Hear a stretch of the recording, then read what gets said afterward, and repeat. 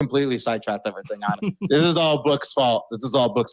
But let's throw it over real quick to Eddie. Eddie's been up here for a while, and then we'll throw it over to Kathleen right after. Eddie, what's good, my man?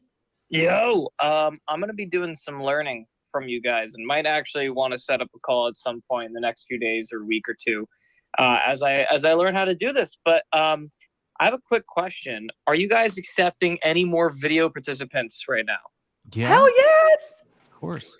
Yo, Eddie, We've got a you're space welcome look to at hop Eddie. on too. Once Get he's all in by here. himself, he looks all cute and lonely down there at I'm the bottom down. of the How do I screen. get in? I'll How do I send get you in? While we're getting Eddie We in, are though, two away from Brady Bunch. perfect. Those under the age of 30, Google what Brady Bunch is. All right, Melina, what's up? I just wanted to go back to what we were just talking about. So Autopod is good for a bit like what GT is doing, a bit what I'm doing. Fanzo, you also interview people, right? Like this is good if you're interviewing someone and it's cutting out that process of doing it yourself. But you now also my need next software that records on both sides, right? Like so, like yeah. So if you you're know- on StreamYard, like what we're doing, oh, StreamYard, yeah. But I mean, for a lot of people that are using Zoom, if you don't have like the Zoom Pro plan, you're not gonna be able to use. It won't. Am I? Set it up the Okay. dual one as well. So like, I think for people that use StreamYard, yeah. so And that's I'm fine. gonna tell you, I use Adobe Premiere Rush, which is the very Basic. really, really basic. So I did all those jump cuts and comedic cuts on the last bit. Well, all of them. I did it with Premiere Rush, Which is pretty because good. it's Yeah. just chop and then move it, chop and then move it. But it does take a while, and you Yeah. do have to have a little bit of technical acumen. You just do. So, but it's possible to do it on that. And I just have the Adobe suite from business. So Yeah. Love it. So my question to you, Chris, is: are you paying for Autopod? Dude, I pay for so many things. Yes, I have No, Autopod. Tell us, how much is it? $29. $29. Free for the first month. But AI is the most costly thing in the freaking world. Yeah. 9,000 subscriptions, $900 a month to save our hours. Yeah. Basically, I pay so that I can make content for people that Right. pay me to make them content. the Okay. opportunity cost. Okay. I have another question. So $29. Now, can it turn this into TikToks? Can it take the best parts for you? Because the problem I have, Fanzo, is, and I like that video AI and the Big Room TV that you sent us. I find that AI has yet to understand what are the best moments in my interview. Because it's all on inflection still. And for loud people like us and people that are passionate, AI is like, screw you, we have no idea. Exactly. Like every time it thinks the end of my question is the most exciting fucking part because that's my transition. And I just want to yell at the AI and be like, no, do not clip that 30-second clip. So like, and the other part, I mean, this is probably a bigger conversation for AI. Most of the AI we're using right now is not building for us. You know, ChatGPT is, right? So anyone that uses the Pro plan, make sure you use the API and connect it to everything you use ChatGPT, because it stacks your ChatGPT history to be better know for you. But like any of these tools, Adobe Premiere, none of these do a good job of actually stacking your information, right? Because like, I would love for it to know that like I'm loud and don't even use, like, I don't even want clips of me. I want clips of the person I'm interviewing. Like the AI is still really hard to figure that part out. I mean, I think video.ai does a decent job of it. Anyone uses Descript. I think Descript is probably the best at it right now, but Descript is another one that costs out the ass for, what you're. Yeah, I pay for that. I pay for everything. And then I pay for editors, and I'm not profitable. Wait, Chris, you're paying for editors, AI. Who's sponsoring you? Nobody. Damn it. I actually, And every month when it pops up that we can pay, I'm like, shit, I need to turn that off. We got this. This is the thing. I have a couple things that allow me to test my different stuff. If it weren't for Sansa, literally, you know what would be different?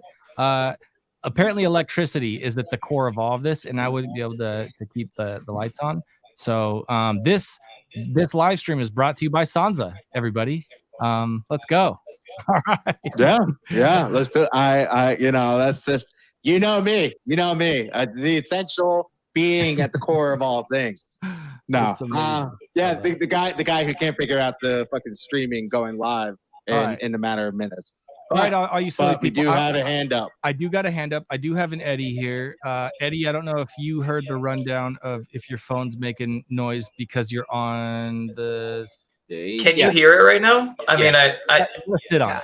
You just you gotta can. put a pillow and then just suffocate your audio under your butt, or put it in the other room. Yeah, that's what I did with the glasses. You don't need that thing. Fuck that thing. I think that should be good. Also, Eddie, is that VR? no, these are my classic ski goggles. Got you. Yeah, so That'll catch people's attention apologies for the immediately. mess of a room.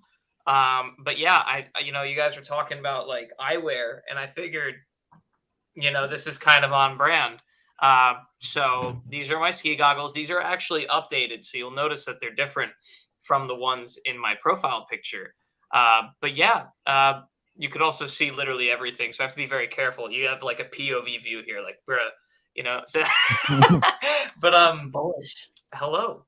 I like it. I This like. is cool. I feel like I can see me in you. You definitely can. Fantastic. And also I guess Another so Inception moment. Why did that feel like a pickup line? Why did that feel like a pickup The line? It Riz is shouldn't. real It today on the shouldn't. live Now stream, the ladies and the gentlemen. interesting thing is I'm planning on eventually set, like right now I'm going through my Logitech cam, although eventually I think I'd like to go through this, so we'll see how that goes. Subtle stuff.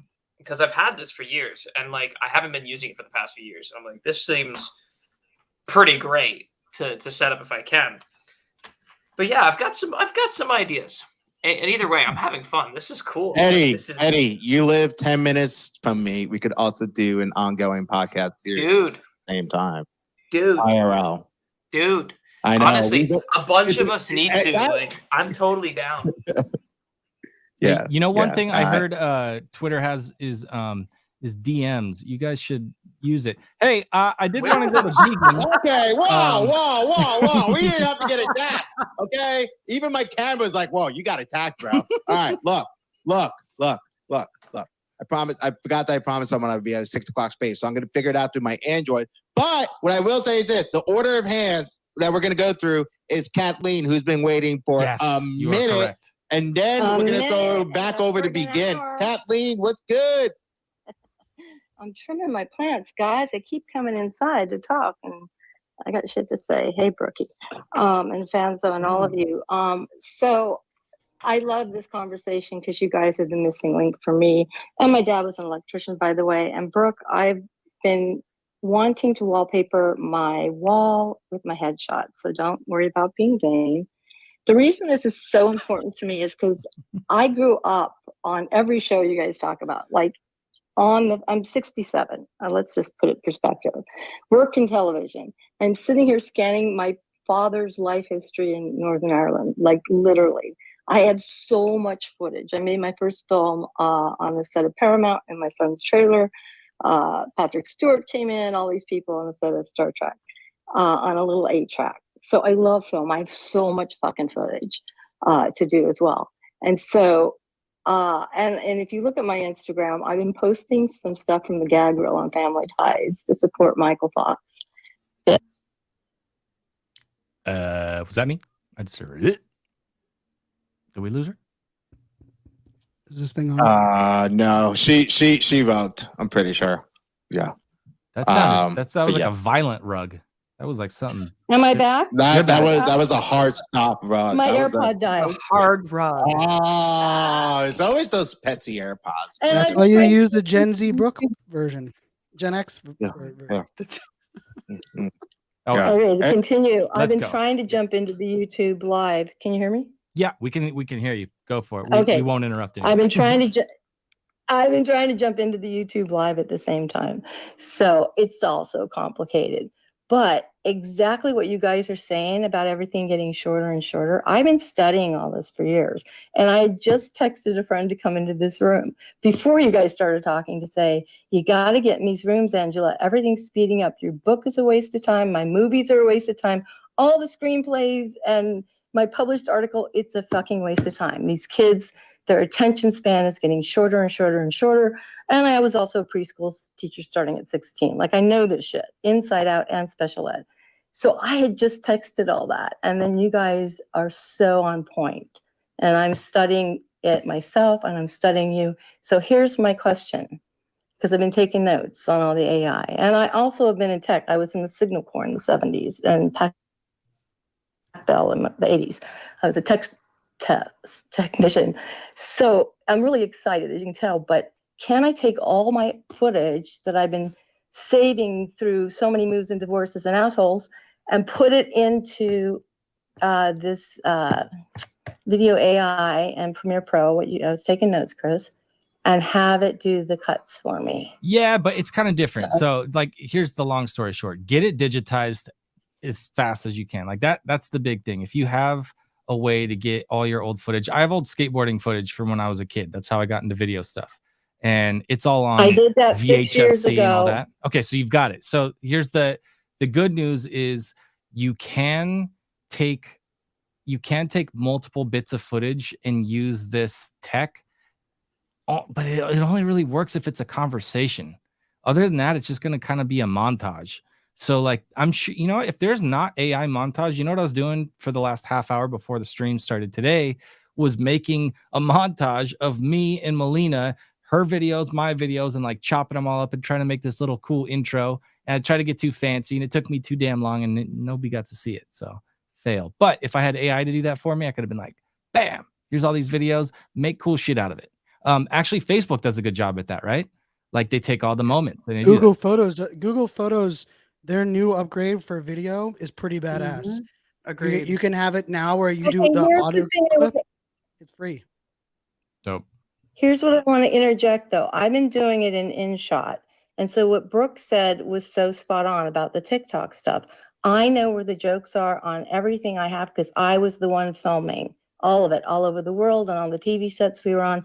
I was filming. And now all these years later, I'm going through footage from the 80s going, man, that is funny shit. And the camera was always on in my house. So in the 80s, all the kids you saw on Growing Pains, Married with Children, all those shows, they hung out at my house. Robin Thicke hung out at my house. And the camera was always on, and I never let my kids go anywhere. I was the babysitter in control, right? So it's not that I want to exploit any of that shit, but I love the comedy and I love the education.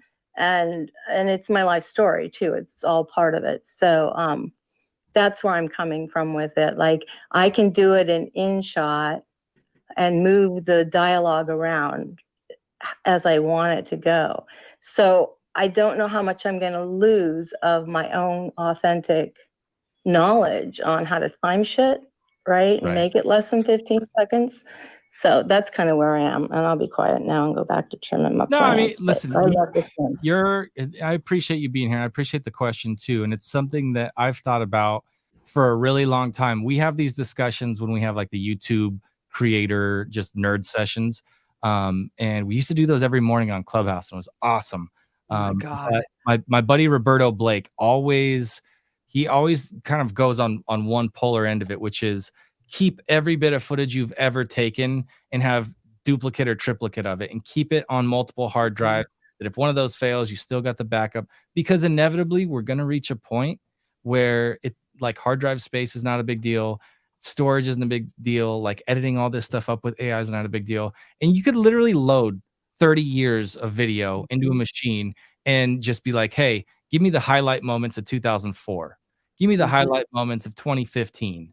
Or like, what was I doing the day, X current event happened, and like show me on video, and it'll just spin up because I mean, it's a little Black Mirror, but it's also not very far from reality, which is when this stuff is able to happen because we request it, then Sansa will cut it. As long as the robot dogs don't chase after us, I'll be happy. It's gonna happen. I don't need before robot dogs get us. That's what's gonna happen. I do want to answer Kathleen though, because I disagree with you a bit. I would say write the script, write the book. It doesn't matter that the kids have 10 seconds attention span. I would focus way more on who your community is. Like, is your script for kids or is it for adults, right? Like, is your book geared towards kids, right? I would focus on your community. I would also like to say that I saw that on TikTok, actually, what's really working right now are 5-minute videos. So I'm gonna take it, like I don't want anyone to think that they can't write a book because of what's going on social media. Social media is one way. It's not the only way. So I want you to write your book. I want you to tag me when you finish it. I want you to do it and not like, doesn't matter. You have to figure out who your audience is. And the reason probably why your content is not working right now is because you haven't figured out who your audience is. So I would say focus on who it is you're talking to and talk to them, to that one person. Start with one person. And it doesn't matter about I don't believe in the attention spam. Yeah, I just don't. I don't buy it. So I'm not saying you're making excuses, but we're so used to hearing people who have to get the best microphone before they start. Just get it done. Find an editor, chop up all your content, chop up everything you've done in your home and see who it relates to. I don't even think the kids know what Full House is. You know what I mean? Like, so it doesn't matter. I would just say, whoa. If no one knows what Full House is, get the fuck out. Do not even stay in this space. Don't talk at me. Relax. What Full House is. I feel like, do you feel like you can yell? House? Whoa. Yeah, how do you feel about Fuller House? I do. Can I just say my son's first tattoo is with Jodie Sweetin standing next to him, but it was a press on. Bold. Yeah. Wait, that's not a tattoo then. I was trying to figure out Well, who's it's talking. covered now, so I regret Yeah, it. Chris, can we get the thing back? What's the The thing? stream. Oh, you The- want Can that? I just Give add us the to Twitter. what Sansa said, please, Chris? Okay, hold on. There's too many. Go ahead, Banzo. No, it was Wait. Moishi No, it was telling me Wait, what to do. who was called upon? Sansa or Fanzo? Because they get really fucking close. Okay, It's a- I know Fanzo. I'm a proud collector. He gifted me. No, it was Sansa. I wanted to say, Sansa, I have all the stuff I've written. I have my journal since I was 15 years old. I feel very strongly, and don't get me started on Apple and the shit that I've gone through to save my shit, because it will go another way. But I want to tell my story the way I want it told. It's really important to me. So that's one aspect of that. And what I was saying to my friend was not don't write your book, but the purpose of learning these tools for me in social media and advertising and that stuff that I've been studying in the background all these years right now is to make things that suck people in to want to read the book. So little mini trailers and reels is how I'm viewing it right now from my perspective. I love that. So I just And want I think this is also where it comes down to we're in this AI world, we're all going to be more focused on the business of trust than anything else. And it's not going to matter what, length, like I think the hardest part in this space too, on top of that, is majority of people have great video that no one's seen. And so a video that's long form that is not edited for 15 seconds because you don't have the time, that has 10 views, has 10 more views than the video that's never been published, right? I think we all have plenty of those and plenty of that. And I say that because I've written 2 full books that I've never published because for some reason books give me like the heebie-jeebies and I have like this like feeling like it's like a legacy. And like, then I have to realize my kids will never care about some business book I write in 2023. But for me, like, that's like one of the things, but like, I mean, my mantra is press the damn button, right? Like if we had more great content creators that just press the damn button, we would have a lot more great content that's out there. The problem is the people that press the damn button right now, most of them suck or they're selling unicorn rainbows. I'm on and bullshit. camera. What do you want? Oh, so Dad. I got him. You are dead on, Fanzo. I'm on camera, he said. Push the damn button. Like, guys, I'm looking good. Mom, you're interrupting me in front of my friends. I had the mute on. But Fanzo, I totally agree. I totally agree. That's why I told her, like, write the book, it doesn't matter. It doesn't matter. And I would even say, don't focus on the length, the trailer, just post something. But I would say, I strongly recommend figure out who it is that is interested in this. You can say it, you can sell it as best as you can, but I would reverse. You have all this content. Figure out who it is that cares about this, make them care, and then go into your story. But if you don't, if you're just going to just go like, we say post, but you're at a point where you have all this content, I would say reverse psychology, the entire thing, come back and figure out who it is you want to talk to and then start posting, but make it make sense, make the audience care. Well, So I will just say real quick. Also, to add on that, go ahead. Sorry, go ahead, Eddie. I just learned that this mute means literally nothing. So apologies for the the Hey, outburst. hey, Eddie's on video. Just so everyone knows. So I want to add on really quickly to what Melina was saying, which is that I think the problem is what a lot of people start out doing, and this is coming from people who have DM'd me asking me questions, and just that on top of what I've heard on Spaces. No one is consistent long enough to even start asking that question. Absolutely no one. They're like, oh, it's been 3 weeks. It's been 1 month. It's been 2 months. 3 months isn't consistent enough. Some people it might, and depending on how often, right? If you're doing something every day, sure, 3 months, definitely consistent enough, right? Doing something once or twice a week, different story. So it comes down to the consistency, the quality. I would argue that quality is not super important in the beginning because let's be honest, all of us, I speak for all of us. I see everyone nodding. Yep. Every one of us have cringed at our first couple things that we've done. I know I've cringed. I don't even listen to my first 10 spaces. I don't even think about them anymore. I don't even want to think about them. But the reality is, most likely, you're always going to start off to a level that you're not going to enjoy, and that's fine. But perfection is going to be the enemy of progress. You cannot perfect every single thing. What you can do is be somewhat prepared to the best of your personal ability to even get started. And that's all you can ask for in the moment. Don't overthink it. Just press that fucking button. That is really as simple as that. Yeah. I feel like if we yell it like Sansa, then the point gets across even more. So let me just fucking tell you guys that if you want to see, go and watch people, go and like scroll through, please not me, because the original TikToks that I did are so bad, but there's some of them there, but they're so bad. And that was only 3 years ago. Like I was just trying to figure it out. I was lip syncing, like it was so bad. But if you want to go to somebody's YouTube that like has a bunch of subscribers and go all the way to the bottom. I think BitBoys actually talked about this and other people too, that like when they first started, man, that content was bad, like so bad. You just have to keep going. There was times in 2020 that I was doing like 3 videos a day because I was bored as shit. But like that was the whole point, was to keep putting the content out. But we weren't good right away. I mean, I was, don't get me wrong. But it like they go back to the very beginning.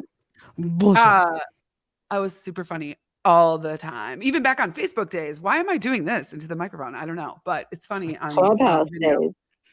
Chris, can we like Clubhouse days? You couldn't see my pretty face. However, you're always going to start somewhere. You have to start somewhere. None of us were like, I didn't start on TikTok. I didn't wake up in 2020 like, I think I want to be a TikTok influencer. Like it just didn't work like that. It was just fun. And like, we just were doing stuff, but it was every day and then going live. And I was on live streams forever. Clubhouse, same thing. We were like sleeping with AirPods in our ears. Like it was wild. So you just have to like put in the time. Look at me. This Was is how that a 4-day marathon we had in Clubhouse, Brooke? That one? Oh, I don't know. There was a lot. You know what marathon I've been watching, and I cannot stop watching it. It is the marathon of Began holding his hand up, and me not calling on him. So that's we're gonna end that marathon. I mean, my goodness, look at that professional segue. Very nice. You know what's interesting, but Chris, right now, me and Eddie have our physical hands up. Oh, but Began's so smart. He talks about AI and all this stuff, and Eddie doesn't even know how to mute himself. Like, okay, I do know how, but it refuses to. I literally had the mute button, and sorry, the hands up. Yo, Eddie, there's an AI for that. We'll go to you guys after Began. Began, tell me something, sir. Tell me something good. Isn't it Begin? Yo, what's up? So, I mean, maybe you guys won't like this advice. Yeah, it doesn't matter. You can call them whatever. I was just saying, one thing I would say, if someone is having trouble posting content or you're afraid of something, whatever, you can just go talk to GPT and just say, hey, I'm nervous about posting content. What do I do? Make me an action plan. Tell me what to do over the next 5 days to get me over it. And it's just do what the AI says and it'll take care of it. I wanted to circle back, though, because we were talking about the point earlier of when you actually have long-form content and you're giving it to the AI to cut up, it doesn't know how to find the right things. And it's funny because, like, I think we're trying to jump to like the end like world too quickly. Because I think a lot of us, anyone I think who works with an editor, you give them notes on what to do, right? So you give them an hour-long podcast, say, hey, great, check it out. Here's kind of the topics, here's some clips, etc. There's some direction involved. I know a lot of Twitch streamers like myself, you just do marks the whole time. So as the stream's going, you know, damn, it's getting good, hit a mark, right? And then boom, your editor has those marks. And the same thing's gonna need to happen right now for all this AI stuff. So you still need to like keep track of what you're trying to do.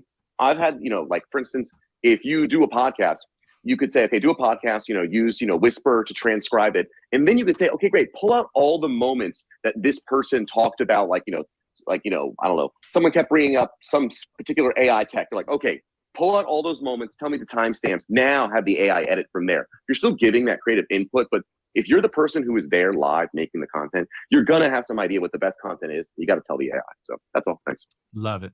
Love it. Yeah, I mean, you cannot take the content creator out of content creation. Like everything starts there. Even the humor. One of the things that I've said a lot of times to anybody, anytime you're in a Twitter space and you hear somebody say something that makes you laugh, AI is going to hear volume, right? It's going to hear like gaps in speaking. But what if there was a long punchline that requires some dead silence?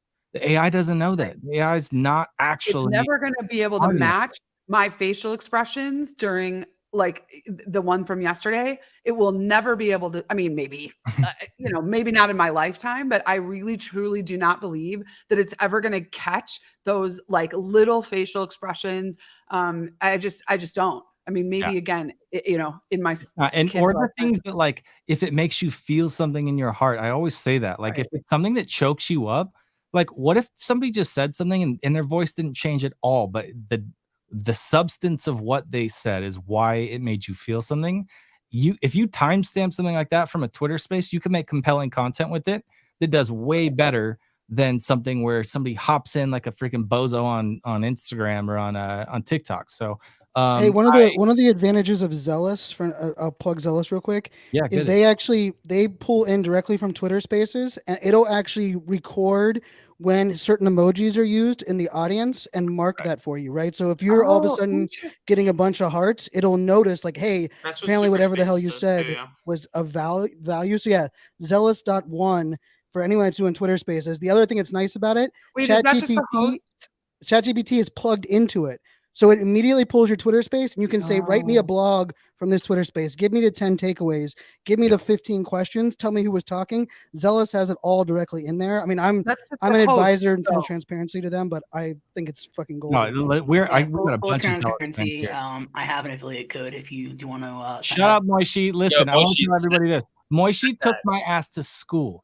I want to give him some props here because I know Fanzo's he's been working with Zealous for a while. And I love Zealous from what I've seen. I love what I've seen from Super Spaces. But I had a call with Moishi, and I was like, when I get on these calls with people, I'm like, here's how you do this, here's how you do that. And I like, you know, stroke like look how much I know, blah, blah, blah. This guy, I just shut up and listened to Moishi, and this dude took me to school and showed me some really, really cool stuff. So I do want to go to Moishi right now because he showed me some stuff with Zealous. Moishi. Go be awesome and smart and build on what Fanzo said. Yeah, dude, I've been using Zealous for a long time.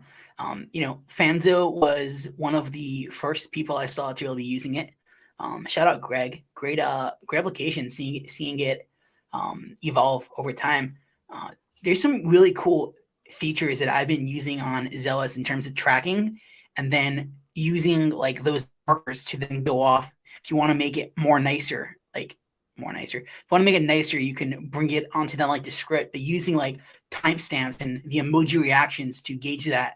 And the idea of plugging that into an AI is really cool. I've been playing around with a workflow that takes Zealous into Zapier, the idea of taking the input from there and then taking the timestamps based on interactions and then sending that over to, you know, the script where it's like, here's the best times to look for to now make an edit. Like, that's a really cool one. There's a lot of great ways a lot of different markers you can use to find out what the best engaging parts are. And AI is not great at detecting that right now. And the emojis aren't necessarily the best way either, but for now, I guess it's a good one for now of the options. There's a lot of ideas I had on how to do that. Comments are a cool one. If you can look at how many comments are doing that, are people retweeting the space at a certain time because they see something funny? Could you look at that? It's different metrics that you can do. Group chats also, I found if there's a group chat for, let's say my show, right? Like the Overtime show, we have a group chat.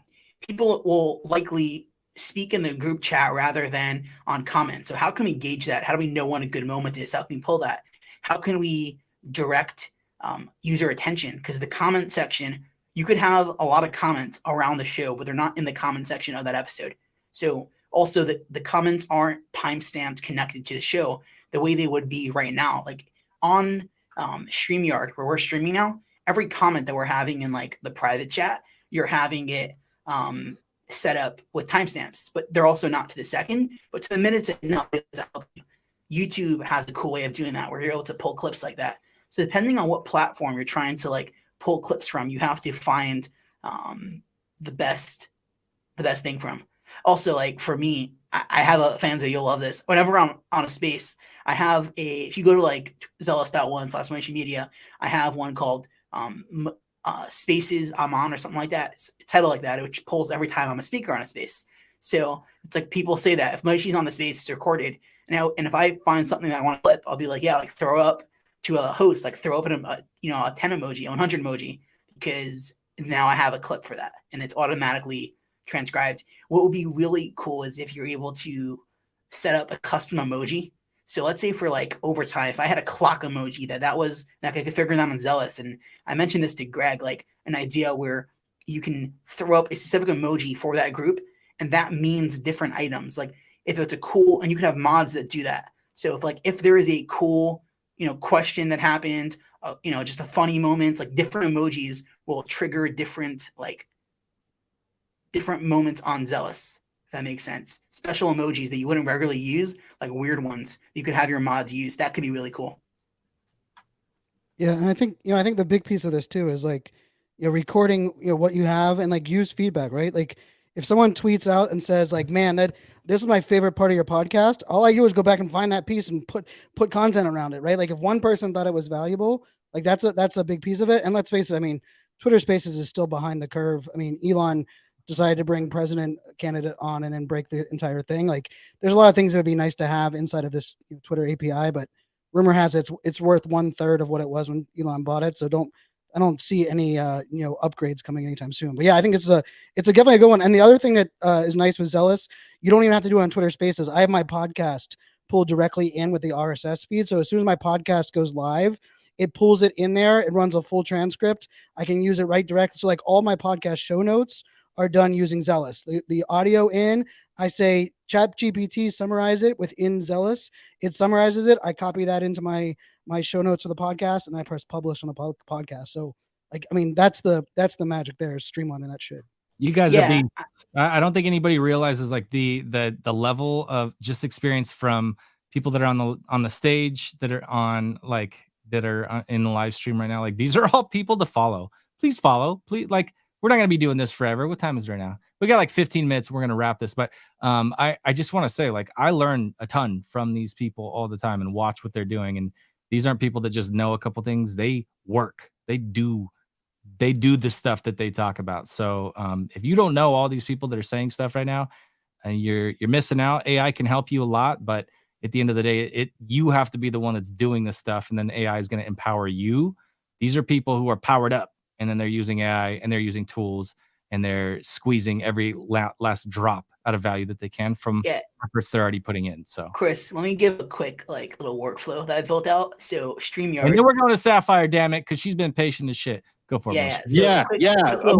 Moishi, go ahead, but we got to go to Sapphire. All right, quick workflow, Santa. From StreamYard, you're streaming to Zealot. You're streaming to Instagram, right, on Facebook, LinkedIn, Twitter, YouTube, and you can also get over to from those. You can also have it sent over with OBS. You're streaming onto TikTok and more. So you could be streaming to 8-9 places at once. And when you have your clips auto set up from whichever, if you're using video or Opus, whatever one you're using, you then have that go into a Google Drive folder connected to repurpose.io. And that's distributing your short form content, which is getting connected to Google Drive via Airtable AI. You're getting captions made from ChatGPT. Everything goes into repurpose and distributed to short form content across everywhere. So TikToks, Instagram, Reels, LinkedIn, Twitter, and all separate customized copy for each video based on what platform it's going to. And you could also have Canva AI connected in there as well to create the thumbnails. Yeah, like everything can be automated, and you could have it set up as drafts into your Google Drive, where you then press publish if you want to make that edit. I prefer AI to do 90 to 95% of the work and have a human touch do the final, hammer in the nails, because there is those errors that you might want to perfect. But even if you just go in 100 AI, you'll get so much work done. So while people always have that thing that's not the best. My worry though is like, let's say you have, and this is just from someone that's not done hard enough of a deep dive into this and like focusing the next few weeks on doing so. But my worry is that let's say you have AI cut down, a 4-hour clip down into an hour, let's just say, right? Like hypotheticals. And it's done all the editing for you, but then you want to like make sure it didn't bundle something up. That still means like you now have to listen through an hour and then edit that hour, which thankfully is way better than having to trim down the 4 hours. But it still means like you still have a full hour. Or am I completely wrong on my assumption? No, you're not wrong. But look at it this way: like if I want to binge a whole series on Netflix and it's 10 episodes and each episode is almost an hour long. There's so much damn work that's gone into that thing to keep me to care about it for an hour per episode. So like none of this stuff is like, but what's going to make it to where it's massively compelling content for an hour long? A fuckload of effort. That's what. Yeah. Like there's no getting around that. And having said that, Sapphire showed me this dope thing on my watch that I could do to like throw massive fast emojis. I don't know if she's got that on. Wait, you can do it with a watch? With the watch. Sapphire's got the alpha, but we're not going to her, and that's what we're going to do now. Look at that. That's crazy. Yeah. She's got that. Now everyone wants to hear from Sapphire. Yeah. I had someone do that on my spaces multiple times in a row to the point where speakers could not speak without trailing off. I actually had to end up kicking that person from my spaces. And that was the only person to this day that I've kicked off my spaces completely. He tried to change his name on me, but I remembered his name, and he spooked out every time. Sapphire, please take the mic away from me. I'm throwing it to you. What's good? I am not Sapphire. I am an AI bot that's designed to clap on command. Ha ha ha. We weren't expecting that. First of all, I just love this conversation for so many reasons. Like, honestly, a lot of what Brick was saying resonated with me because I detest being behind the camera. But I also realize that if I'm trying to get where I'm trying to go, I have to do it. So I'm like at the beginning stages where all my stuff is crap, but I'm at least recording it. And I'm just learning all these little tricks and techniques. And other than just like in the past being like a perfectionist and maybe having some insecurities, I think for me too, I'm actually out here single and trying to mingle. So I'm like, I was trying to catfish, but I'm just like, to hell with it. I'm going to get one. So, sorry, you do not know the back end chat that we've had on the video call. Hey yo. I get it though. So I'm giving up my catfish. So no tricking, no being like gotcha bitch for me. I'm just gonna have to be out there. So I just love this because I'm learning a lot. And then I was gonna ask, I know a lot of you all do more podcast style where it's camera facing. Do you think this technology, like what you showed us in that clip on Kick, and if you're not in the Kick, then get in there. But do you think it would work for live, like motion performances and actual anything other than talking? Like, do you think it would be able to capture actual live performances? Like this, like some of the dancing moves, Oh boy, we got Sansa's cameras following him around. I think here's the real question. I'm kind of scared of what I'm seeing. The guy's name is Dancing Eddie. What did we expect bringing him here?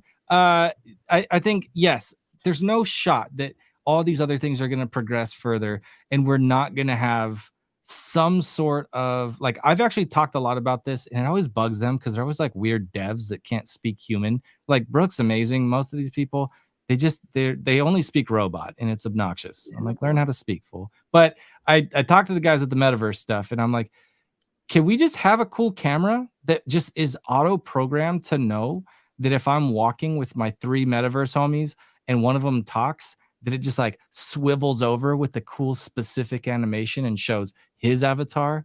And then when I laugh, then it goes back to me and it does the pan shot, and it chops it up, and it knows that every 2 or 3 seconds it needs to change the view.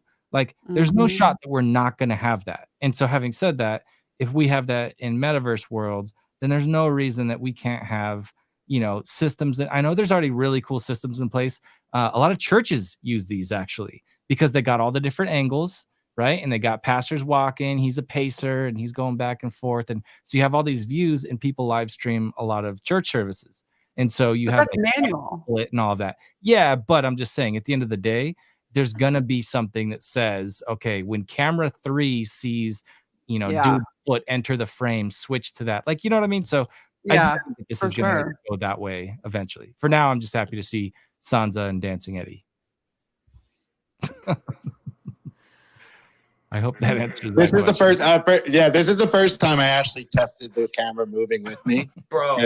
I don't move ever. So yeah, I spent a couple $100 on this camera to just stay there. But no, I do want to actually mess around with the settings on this. I know Chris wants me to as well. What's the camera you have, Sansa? Give us some. Tell us what it is. It's the I don't know the actual name, but essentially the main features.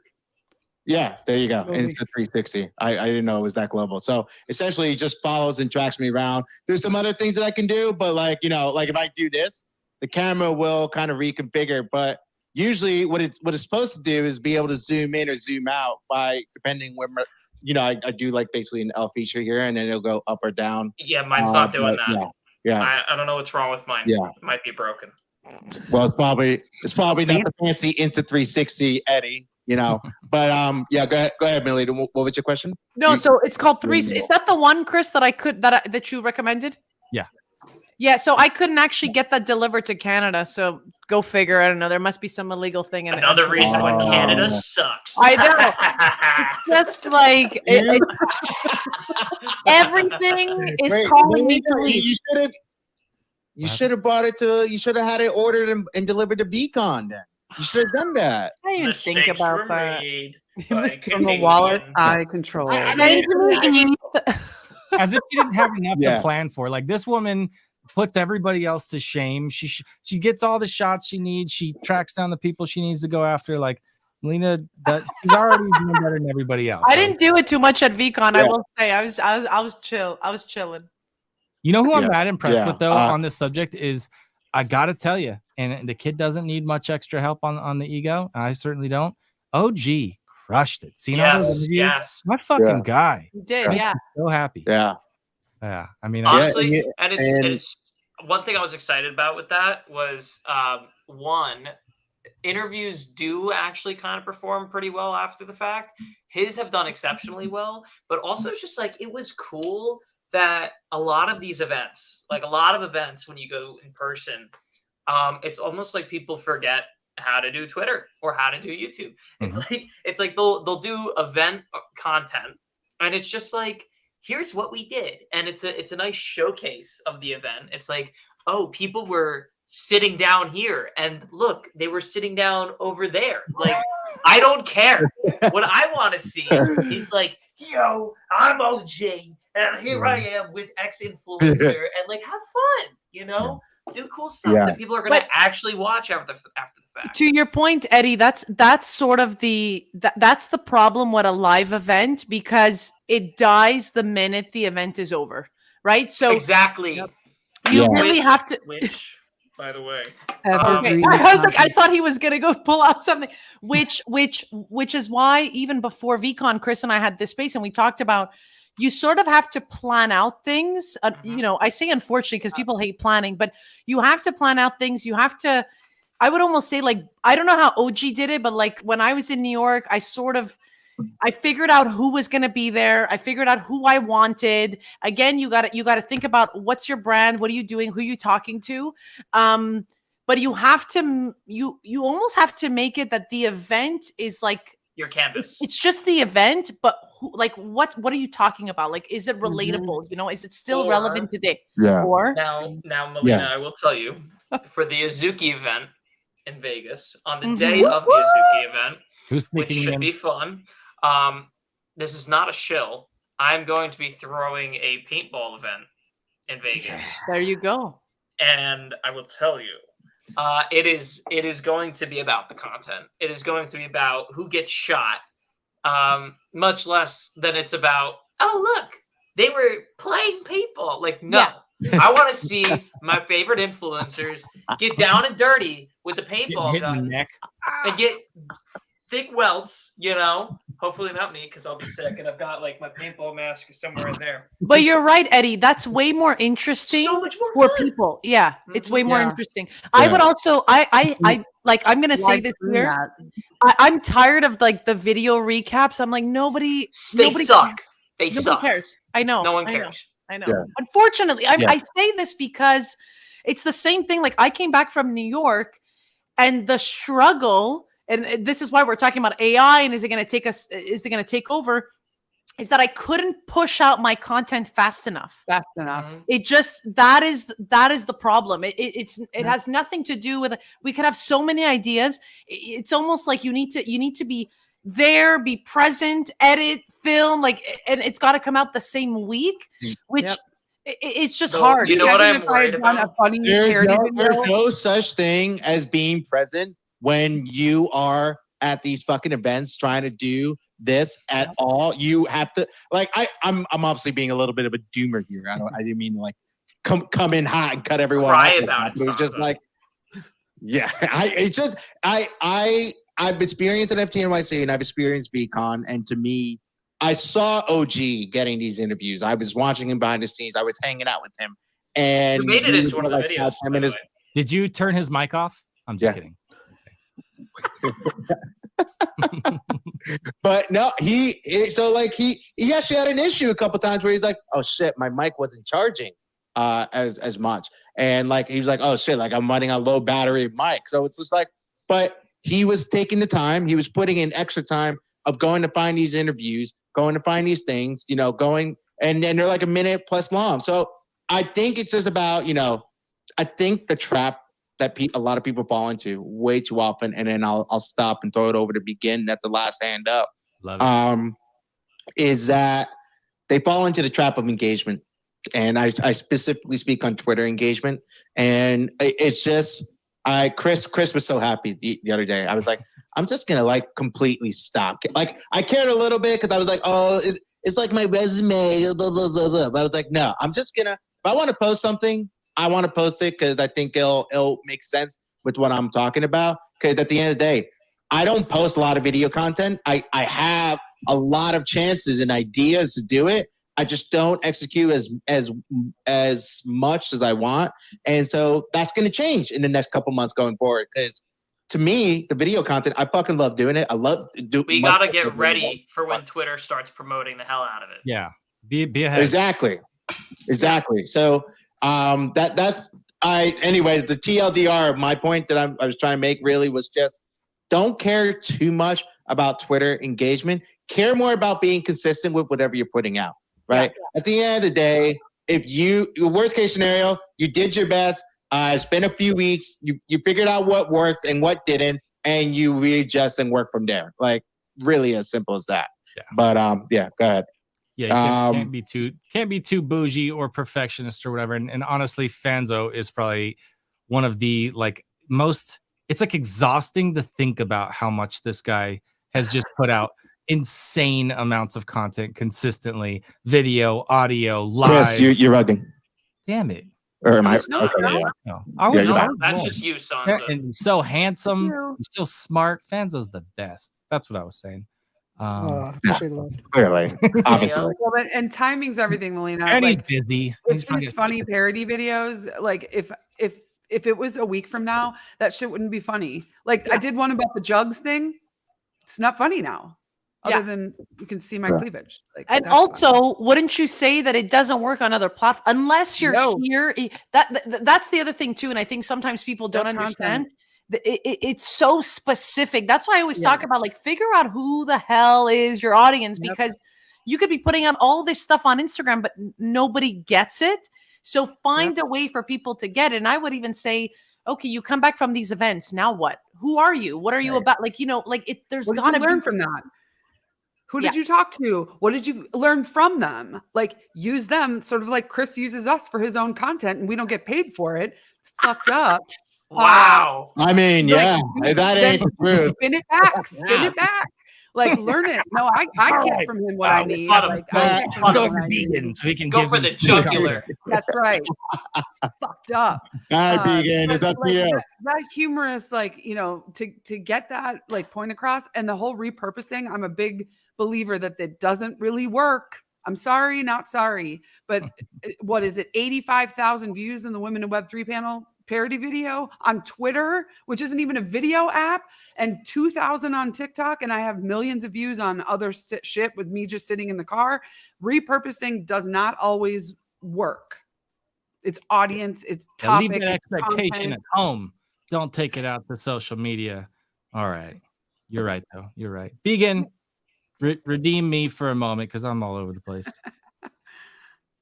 Yeah, well, it's actually funny. I did want to like talk to you guys, talk about the live event thing, and I do put on 2 live events every week. And my experience is not when it's over, they leave. It's the opposite. I'm kicking people out the door every single. I'm like, guys, I gotta go.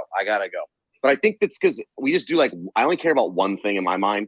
It's do smart, cool people meet other smart, cool people and have an interesting combo. And I think so many times it's like literally individuals. Every week, I'm like, Chris came this week. There's a couple people I was like, you two have to talk. Get together. You two have to talk. And then usually if a couple, because, you know, I always think about this at parties, at events, it's not everyone having the most amazing conversation that's equal. It's a couple people holding court and people like, oh my God, did you get to hear those 2 people having this amazing conversation? And I was near it and got to input some. And so I think like that's one of the keys for events. And then in LA, we have so many NFT events here. There's one every single day, almost every single day. And one of the things I've had so many people express to me is that like a lot of the events when they're coming up, they're like, we have to make content to make this pop. We've got to make content. And then people go to the event and then they come back and they go, it was really weird. They kept trying to milk me for content and make me take photos and make sure, hey, can you two stand together? And it's like, you don't ever get the time to actually have fun. So I think like, I really like content that is captured organically and not always, you know, like, you know, the classic, like, what do you think about this? Answer these questions, you know, because it's like, it does kind of change the expectation of how people are interacting. And last thing is when we think of like engagement, follows, likes, all those things, right? You can have a million of them, right? How many of them actually move over, actually convert to whatever you're needing to do? It is crazy how, right? You need like 1 like from the right person. You need to meet 1 good person. And if you sometimes like chase the whatever higher engagement is, you know, like I'm a programmer. It's like shit posting memes don't get me programming gigs all the time, right? And so sometimes you're like, I post that interesting tech topic and it's like, damn, it's kind of low. But then someone's like, yo, interesting, let's talk. And then they have more money than everyone else. So that's all. Thanks. Dude, that's exactly it. That was my experience at that event. And just before, because I'm gonna pass it around and we'll close out. But Vegan and Trick have set up such a cool environment. When I went there, I was so nerded out looking at all the tech, the gear, the stuff that speaks to me. Fanzo, you would have just been tripping over yourself. You Sounds like out there.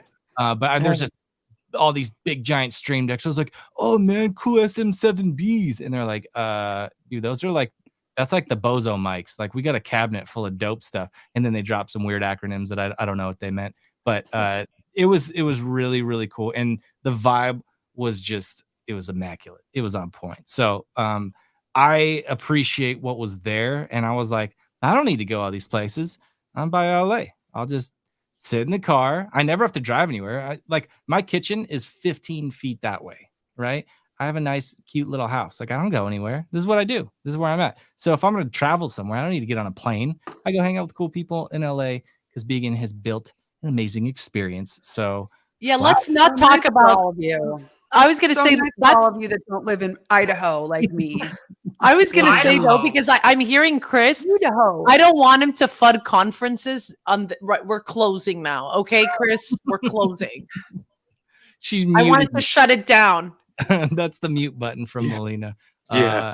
All Yeah. right. Well, how about co-host privileges, Melina? What do you think his closing thoughts are on this? Besides me fudding So project. here's where my mind is going. Is AI going to take over our content creation? I don't think so. I also said this on stage at VCon. I think right now we need to hone in as to who we are. I say accept your differences. That is what's going to separate you from everybody else on TikTok. I'm saying TikTok, but any other platform. And I think I'm still going to use my editor. Sorry. Do it. Oh, we fudded Canada, and we have a hand up from a Canadian. All right, I'm just going to be stupid and say, Eileen, let's get that Canadian power in there before we move to the last hands here, or last speakers. Hi, Chris. Hi, guys. Thank you for allowing me to say something. So I have you on Chromecast on TV, and I'm trying to follow you. I think I follow Chris. I'm on TV. And yeah, you are on a 75-inch for sure. Is it Melina? Yes. Hi. I don't know how to. What's your name on Twitter, Melina? Because you're not Girl in the verse. She's the co-host, one right next to me. With the red. Let me make this easier. So let me follow that. Yeah. She is. How Sansa Right was here. like right here, as if that would help. Like between Sansa No, and Fanzo. Yeah. I got that one so fine. I was just because I'm trying to like link you guys up and see who's on video on YouTube and then who you are in here because all of you are coming through only through Chris on Twitter. I think you understand what I mean No, by it's that. And there's top. a bit of That's a why I lag. put that video or that Yeah. tweet up at the top. Yeah. I'm the sexy one. Love this show. You all are sexy. You're all beautiful. Sincerely. I was just curious about one thing. And I mean this respectful. She said I was sexy and rugged. That's okay. Any of you Go ahead. up for hire? I don't see a subscribe button specifically to any of you. I'm not sure if you've submitted and are pending. One. Pending. Two, somebody said pending? Pending, yeah. Pending as well, yeah. Yeah, pending. Okay. And one of you is in YYZ. Is it Melina? You're in Toronto? Yeah. I'm in Montreal. Okay. Oh, shoot. I wish you were in Toronto. Okay.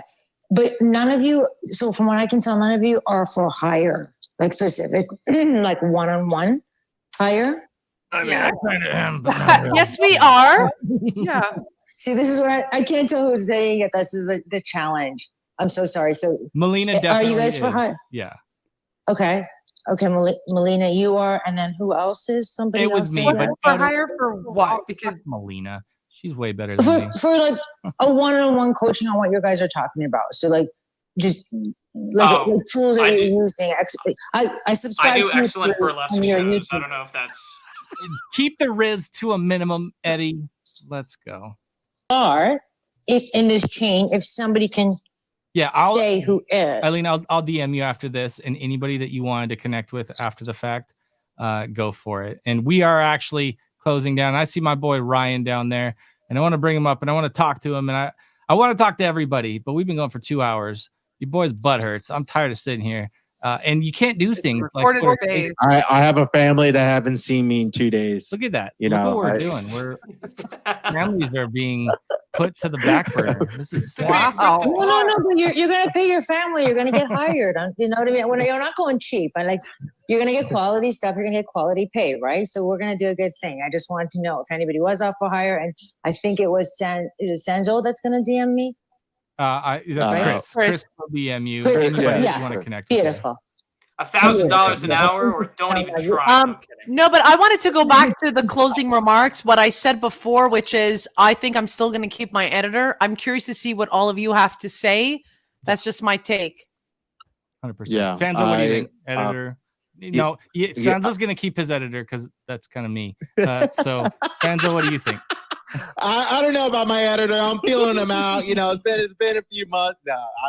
I definitely will. And even on the hypothetical situation that I wouldn't, it would still be a lot of work because I've used ChatGPT for, just really simple stuff, simple tasks, and there's still a little refining needed. So I can only imagine how much more refinement is needed even on a more complicated stage. But what I will say is that AI is definitely a fantastic supplement to content creation. Just like Photoshop, when it first came out and no one understood it, it became a great supplement to image editing and whatnot. So that's kind of the path that I see AI taking here.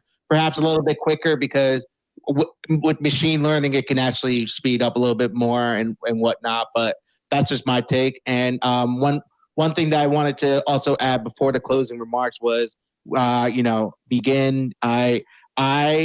You have inspired me. I really want to run a fantastic IRL Twitter Spaces event, like to the point where people like, this was such a fun party. And the Twitter Spaces was fucking fire. It wasn't just two people sitting next to each other while the crowd go ahead and did whatever the fuck they wanted. People were engaged, people that. So that's the type of experience that I really want to do. And I'll definitely be picking your brain at some point, my man. So just wanted to give you a heads up there. But don't worry, I won't be bothering you too much, just enough. But anyway, Chris, who else did you want to pass it to for the closing remarks?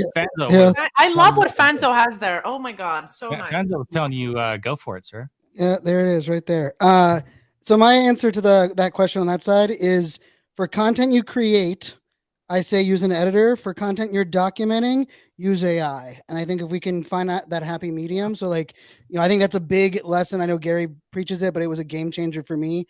There's content that I create, which is a one certain type of content, and then there's documentation type content, right? Like this Twitter space will be sent to my Zealous. If I think I said something, of value in the Twitter space today, actually, it won't have come out of my mouth because we're using all Chris's mouth here. But normally I would be able to kind of tweet that out with a graphic. But I'll throw in like my closing remarks on the side of like, measuring success is really hard when you don't define success first. So just be very aware of like what your success is as a creator and try to set that up from the beginning. My success is always the same. I want repeat viewership or repeat listenership. I don't give a shit about one video going viral, a bunch of people listening to one of my podcast interviews. I want people to come back repeatedly. That's the people that are the mature leads. That are the people that are actually my audience. And I tell you what, I document that shit manually using an Excel spreadsheet.